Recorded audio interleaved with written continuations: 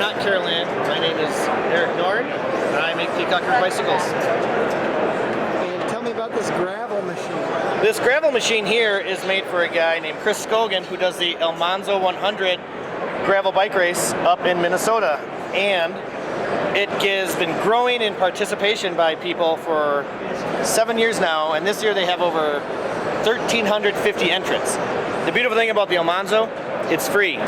Come race it, come ride it, it's wonderful. So Chris kind of called me for a bike and he was pretty excited about it, so I said, you know, you've done so much for the community, I'm going to give you one hell of a deal. And I ain't going to tell you the deal I gave him, but it's one hell of a deal. And he wanted a fat bike with the biggest tires possible, biggest rims possible, and he's a big dude too. I mean, he's tall, he's not fat or anything, he's just a tall, skinny guy. So we had to make him a really big bike, and he said, well, what color do you want it? And I said, well, what color do you want it? And he goes, I don't know, pink. So I said, how about a shade of magenta? A shade of magenta will be great for a fat bike. So we did some interesting things. I bent the tubes on the chainstays. Like, if you look at, they are just crazy bent and manipulated. They go into our standard horizontal disc dropouts. We painted the brake calipers to match. We put all stainless on it. We polished the adapters on it. We put braze-ons everywhere you can possibly put braze-ons on for this thing, including for fenders, which is kind of a joke if you know fat bike technology. And when I manipulated these stays, I didn't get the length that I wanted because I wanted a little bit longer wheelbase. So I couldn't get it unless I put another half of a bottom bracket shell on, so I did. And as you notice, it's the wonderful double bubble butt with the double bubbles, if you notice there. So we did that, and kind of to celebrate Chris's involvement with gravel and everything that he's done, I told him, I said, I want a pint of gravel brought up to me when we talk about it. And he said, why? And I said, I'll tell you later.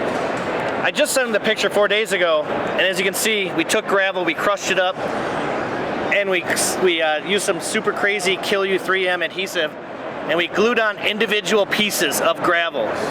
And this is actual Almanzo gravel. Bike tires could have crossed this at some point. So what better way to say, hey man, you're the Almanzo guy. You pretty much kicked off this gravel road racing phenomenon, which bike companies have launched lines of bikes on. I'm gonna put gravel on your bike, and ain't anybody gonna be able to touch that hotness. Because it's awesome, I guess.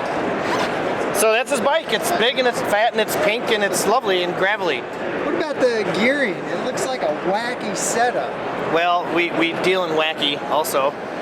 He wanted a single speed, which I didn't really understand, but I said, you know what we'll do? We'll make the chain line perfect for the middle cog.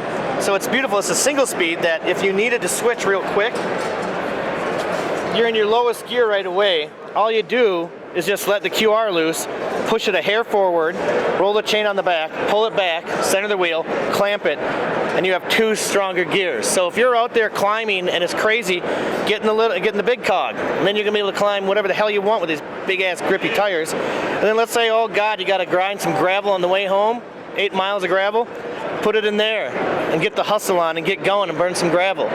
So it's a single speed with options. It's like an open relationship.